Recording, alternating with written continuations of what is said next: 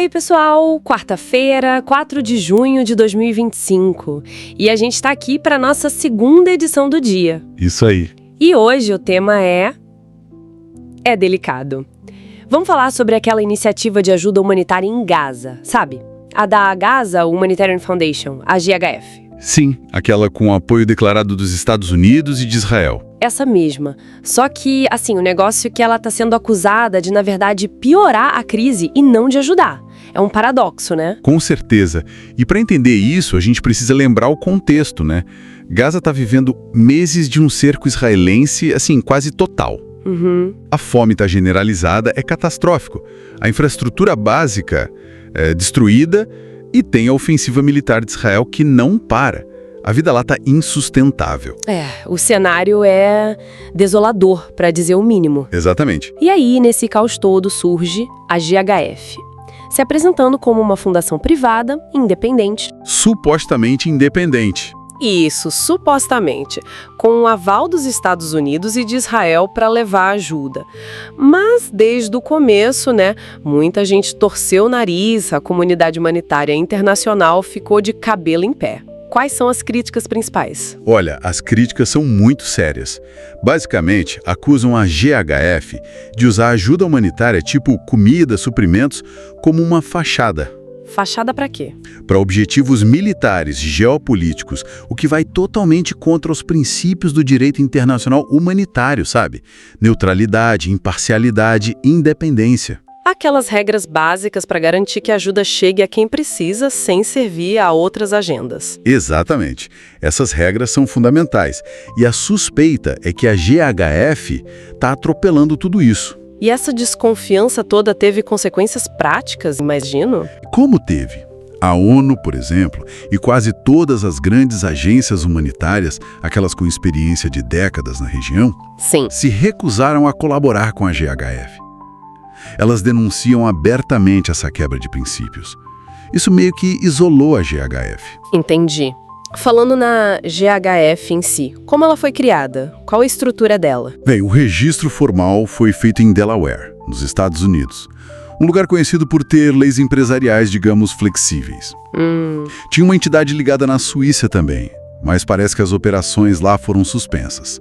As autoridades suíças até abriram uma investigação por falta de transparência, problemas legais. Complicado. E desde o início, ela foi vendida como uma alternativa melhor, mais segura, que é o NRW, que é a Agência da ONU para os Refugiados Palestinos, né? Aquela que Israel vive tentando desacreditar. E a liderança da GHF? Parece que aí também tem polêmica, né? Isso costuma ser um sinal. Um péssimo sinal, na verdade. O primeiro diretor executivo, um tal de Jake Wood, que era um veterano militar com alguma experiência em ONGs, Certo. ele pediu demissão depois de só 2 meses. E a justificativa foi bem direta. Disse que era impossível garantir a independência da operação, que ela não estava a serviço de objetivos políticos. Nossa, isso é muito grave e diz muito sobre a fundação, né? Com certeza. Levanta muitas dúvidas sobre a real natureza da GHF. E quem entrou no lugar dele? Aí que tá. Nomearam um sujeito chamado Johnny Moore. Ele é um líder evangélico americano. Foi conselheiro do Donald Trump para assuntos religiosos. E experiência com ajuda humanitária? Praticamente nenhuma, segundo especialistas da área. Pelo menos não em operações complexas e de larga escala como essa. Isso só aumentou as desconfianças sobre a capacidade e principalmente a orientação da GHF. Tá, então a estrutura é questionável, a liderança é controversa e, na prática, como essa ajuda chega ou deveria chegar para as pessoas? A operação em si também é criticada? Sim, e muito. A logística é outro ponto bem problemático. Quem controla tudo são empresas de segurança privada americanas. Empresas de segurança. Pois é. Para distribuir comida? Pois é, e muitas são formadas por veteranos de guerra, Iraque, Afeganistão.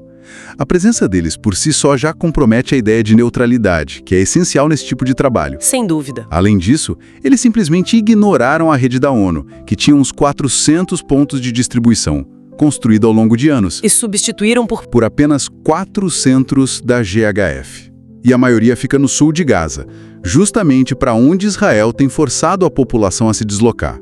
Peraí, 4 centros para a população inteira de Gaza? Isso carece muito pouco. E como é a distribuição nesses lugares? Olha, os relatos descrevem um processo bem militarizado. As pessoas, famintas, precisam andar quilômetros em áreas perigosas para chegar nessas zonas. Que são vigiadas por quem? Pelas forças israelenses e por essas empresas de segurança privada, tipo uma chamada Safe Reach Solutions. Daí, para receber comida, tem triagens que são descritas como humilhantes, rigorosas e até arbitrárias. Agentes armados decidindo quem come e quem não come. Meu Deus, é uma imagem terrível. Pessoas desesperadas passando por controle armado para conseguir um prato de comida, e a gente já viu no que isso pode dar. Infelizmente. As consequências são trágicas. Fontes como Al Jazeera, Reuters, noticiaram que ontem mesmo, dia 3 de junho... Ontem? Sim, ontem. Pelo menos 27 palestinos foram mortos, baleados pelas forças israelenses enquanto esperavam por comida num desses centros da GEGF, ou ali perto. E não é a primeira vez. A violência tem sido uma marca dessas operações. Então, o quadro que está se desenhando aqui, com base nessas informações, é muito perturbador. O que se vende como socorro internacional parece funcionar mais como um controle da população, levanta muita suspeita de que possa ser, na verdade, parte de uma estratégia de deslocamento disfarçada de solidariedade. É um contraste gritante, né? Entre o discurso oficial de ajuda e o que as fontes descrevem da realidade no terreno.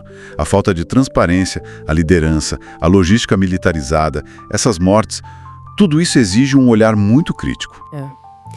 Fica aquela pergunta no ar, né?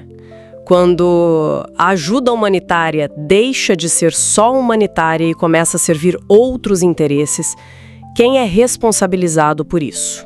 É uma reflexão que vai além desta nossa edição de hoje. Bom, faremos agora um breve intervalo.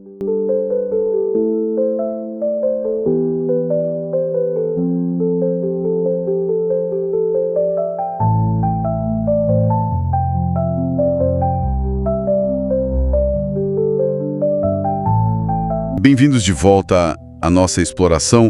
A GHF, ela surge com o apoio dos Estados Unidos, de Israel. A promessa era levar ajuda, certo? Mas aí, pelo que você diz, as críticas vieram rápido. O que exatamente essas fontes apontam de problemático? Falam em militarização? Isso, militarização é uma palavra-chave. As fontes descrevem centros de distribuição, assim, com uma cara bem militar, sabe? E processos de triagem que são vistos como arbitrários. E isso tem consequências? Consequências trágicas, segundo os relatos. Fontes como Al Jazeera, Reuters, elas falam de um cenário de caos nessas distribuições, mencionam tiroteios, mortes. Sim, tem um relato recente que fala em pelo menos 27 palestinos mortos a tiros, só esperando por comida nesses centros da GHF. Nossa! E qual a justificativa oficial para essa militarização toda? E a Israel dizem o quê? A justificativa que aparece nas fontes é que precisam impedir desvios de ajuda pelo Hamas. É o argumento principal. Certo, mas essa história do Hamas ela é meio contestada, não é? O que dizem, por exemplo, o Programa Mundial de Alimentos, a ONU? A diretora do PMA, Cindy McCain, ela afirma que não viu evidências desses desvios pelo Hamas, e a ONU parece ir na mesma linha. Então, se não é o Hamas? As fontes sugerem outra coisa, que desvios, quando acontecem, são feitos por gangues armadas, e isso em áreas que já estão sob controle israelense. E tem uma crítica forte, sabe? De que toda a experiência da UNRWA, a Agência da ONU para os Refugiados Palestinos, que está lá há décadas, está sendo simplesmente ignorada. Isso levanta uma suspeita maior, né? Se a desculpa oficial do Hamas não se sustenta para todo mundo, qual seria o objetivo real por trás da GHF, segundo os críticos que as fontes citam? Olha, críticos como o pesquisador Eyal Weizman, ele é citado em algumas fontes, argumentam que a GHF pode ser, na verdade, uma peça numa estratégia bem maior e mais sombria. Uma estratégia maior? Como assim? Descrevem um processo que começaria com a destruição da agricultura local, depois o bloqueio da entrada de comida pelos canais normais, aí o desmantelamento dos sistemas de ajuda que já existem, tipos da ONU. Para quê? Para impor esse mecanismo novo, a GFZ, um mecanismo centralizado, opaco, controlado de fora. E o objetivo final, que eles alegam, seria forçar o deslocamento da população para o sul. lá para perto da fronteira com o Egito. Deslocamento forçado? Isso se conecta com aquelas declarações que a gente viu em algumas fontes de membros do governo israelense falando de zonas estéreis. Lembro de algo assim? Acho que o Netanyahu mencionou em maio de 2025. Exatamente. As fontes fazem essa conexão, essas zonas estéreis seriam parte de um plano para, digamos, realocar a população e manter um controle bem apertado sobre quem recebe ajuda, como recebe. É uma perspectiva muito, muito grave. Sim, porque aí a gente entra na acusação de usar a fome como arma de guerra, que é classificado como crime contra a humanidade. Pesado. E a comunidade internacional. As agências humanitárias mais conhecidas, como elas reagiram a essa GHF?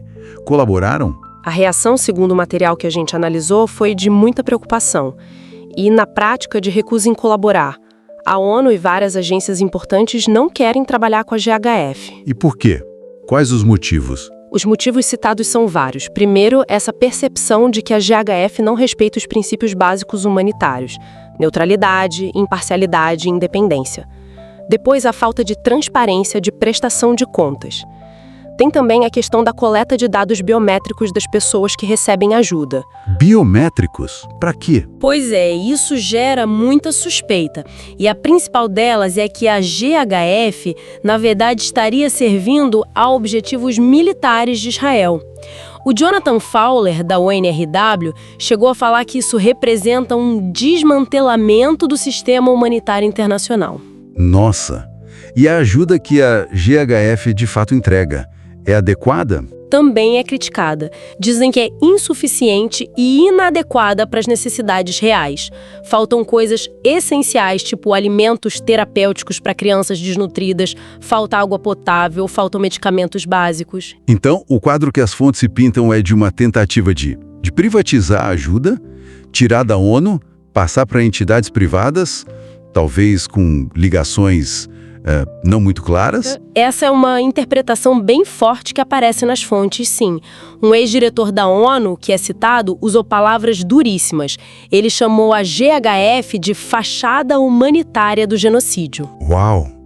Isso mostra o nível do alarme, né? Com certeza. O ponto central que muitas fontes destacam é esse. A neutralidade, que é a base da ação humanitária, ela simplesmente some quando a distribuição de comida vira uma operação militarizada, uma moeda de troca política. E a solução, então? A conclusão de muitas dessas fontes é clara. A solução não é substituir a ONU, é o contrário.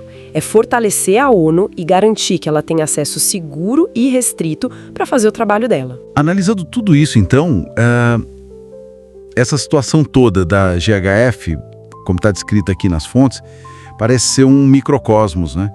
Um exemplo de um debate muito maior sobre como a ajuda humanitária pode ser politizada, usada em conflitos. Exatamente. E isso deixa pra gente uma pergunta bem importante para refletir, né? Qual é o futuro da ação humanitária quando ela se mistura tanto assim com agendas políticas, com agendas de segurança? E as implicações éticas disso tudo? Exato. Quais as implicações éticas desses modelos que parecem, muitas vezes, priorizar o controle sobre a assistência real, genuína, às pessoas que precisam? Uma questão fundamental, sem dúvida. Esperamos que essa nossa conversa tenha ajudado a trazer um pouco mais de clareza sobre o que as fontes estão apontando nesse caso tão complexo. Esperamos que sim. E com isso, a gente encerra a nossa análise de hoje. É sempre um prazer dividir essas reflexões aqui. E só lembrando, o POVcast, nosso encontro para a gente aprofundar juntos temas importantes, vai ao ar de segunda a sexta às 7, meio-dia e 17 horas. E também aos sábados ao meio-dia. Um abraço e até a próxima.